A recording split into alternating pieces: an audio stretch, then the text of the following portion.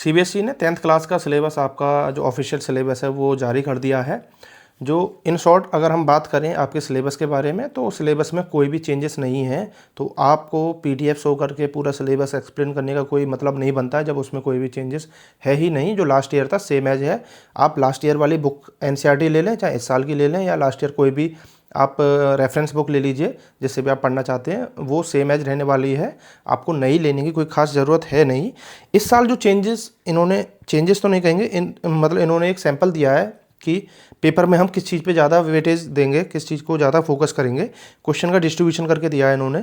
तो पहला जो इन्होंने दिया है 43 मार्क्स का, लगभग 54% इन्होंने दिया है रिमेंबरिंग अंडरस्टैंडिंग, मतलब कि बेसिक जो चीज़ें हैं उनको ज़्यादा इन्होंने फोकस दिया है। बेसिक्स और कॉन्सेप्ट आपको आना चाहिए, कॉन्सेप्ट बेस्ड क्वेश्चंस आपके ज़्यादा सॉल्व करने आने चाहिए, उसी को इन्होंने सबसे ज़्यादा वेटेज दिया है। 54%, मतलब कि 43 मार्क्स आपको इसी से देखने को मिलेगा, आपके basics and concept based questions.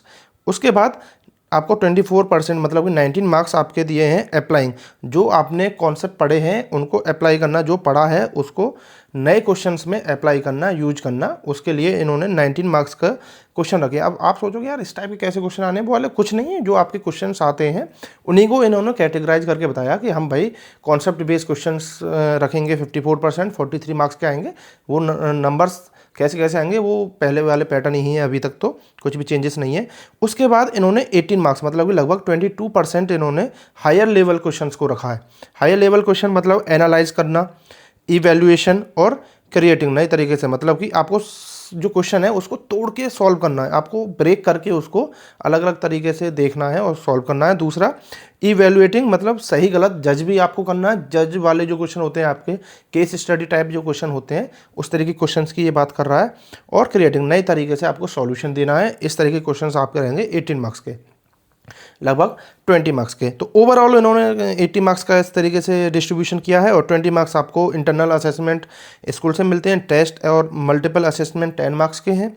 Portfolio आपका 5 मार्क्स का है और लैब प्रैक्टिकल आपका 5 मार्क्स का। इस तरीके से सीबीएसई ने अपना जो नई गाइडेंस है वो जारी कर दी है, नया सिलेबस आपका लॉन्च कर दिया है। तो बुक में तो बेटा कोई भी चेंजेस नहीं होने वाले, लास्ट ईयर वाली बुक आप ले सकते हैं, कोई प्रॉब्लम नहीं है। अब 10th में पढ़ना कैसे, देखिए बिना समय गवाए आप पढ़ाई स्टार्ट कर दीजिए। जो आपका इस चैनल पे हम किस तरीके से पढ़ाने वाले हैं, जो आपका कॉन्सेप्ट बेस्ड क्वेश्चंस हैं उसके लिए हम क्या प्लानिंग करके बैठे हैं वो समझते हैं। देखिए हम क्या करेंगे, आपका एनसीईआरटी जो बुक है वो तो इम्पोर्टेंट है ही, साथ में आपको आर.एस. अग्रवाल, आर.डी. शर्मा और एग्जाम्पलर के सिलेक्टेड क्वेश्चन जो कि आपके इस पैटर्न को, इस एग्जाम पैटर्न को फॉलो करेंगे क्वेश्चंस उनको। क्योंकि अगर आप सारे क्वेश्चंस करने बैठोगे तो वो सिर्फ आप किसी और सब्जेक्ट का टाइम इस सब्जेक्ट में फोड़ने वाली बात हो जाएगी। सिर्फ हमें जो ज़रूरत है उतना हम पढ़ेंगे। Smart learning is the better way, नहीं तो आप गधों की तरह करते रहेंगे, मैथमेटिक्स पे ही फोकस करते रह जाएंगे अगर आर.एस. अग्रवाल और आर.डी. शर्मा को कंप्लीट सॉल्व करने के लिए बात करेंगे। तो हम प्लान जो किया है आपका 10th का, वो ये प्लान किया है। सबसे पहले आपका एक इंट्रोडक्शन वीडियो रहेगी हर चैप्टर की, जो कि आपका कंप्लीट इंट्रोडक्शन, उस चैप्टर में कौन कौन से कॉन्सेप्ट हैं, कॉन्सेप्ट बेस बोला ना अभी 54% है, 40 कुछ मार्क्स का ये आपका रहेगा। तो कॉन्सेप्ट पे इंट्रोडक्शन में ही पूरा कॉन्सेप्ट क्लियर कराएंगे। जो आगे क्वेश्चंस रहेंगे उसके बाद एनसीईआरटी कंप्लीट सॉल्व करवाएंगे। उसके बाद एक वीडियो आपकी रहेगी जिसमें कि हम एनसीईआरटी की जो एग्जाम्पलर बुक है वो आर.डी. शर्मा और आर.एस. अग्रवाल के सिलेक्टेड क्वेश्चंस को उठाएंगे जो कि आपके लिए यूजफुल हैं।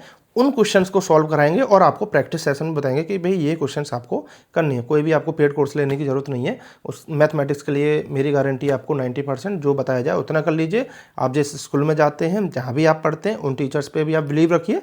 वो आपको जो गाइडेंस देते हैं, जो बताते हैं, क्योंकि मोस्ट ऑफ द हेल्प जो है ना वो आपको वो ही करेंगे, क्योंकि आप उनसे वहाँ पे डायरेक्टली कनेक्टेड होते हैं। ठीक है ना। तो वो जो बताएं वो साथ में, और मैं जो यहाँ पे ऑनलाइन आपको क्लासेस कराऊंगा उसको आप फॉलो करें। बहुत ज़्यादा आपको परेशान होने की ज़रूरत नहीं है। 10th क्लास मैं ये कहूँगा मैथमेटिक्स के लिए कि सबसे ईजीएस्ट क्लास होती है। आगे जितनी भी क्लासेस आने वाली हैं या पीछे जितनी भी गई हैं, 10th सबसे बेस्ट क्लास होने वाली है आपकी, ये मेरी गारंटी है।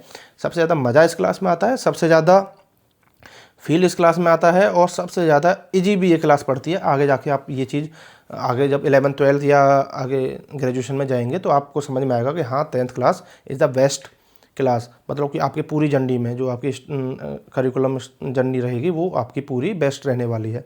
तो अब बिना टाइम वेस्ट करे अपनी पढ़ाई स्टार्ट कर दीजिए। चैनल पे पहली वीडियो डाल चुके हैं हम, जिसमें कि फर्स्ट चैप्टर का आपका इंट्रोडक्शन हो चुका है। सॉल्यूशन की वीडियो भी आपको जल्दी मिलने वाली है, तो कंप्लीट आपको मिलेगा। चैनल को सब्सक्राइब कर लीजिए। थैंक यू और पढ़ें। All the best.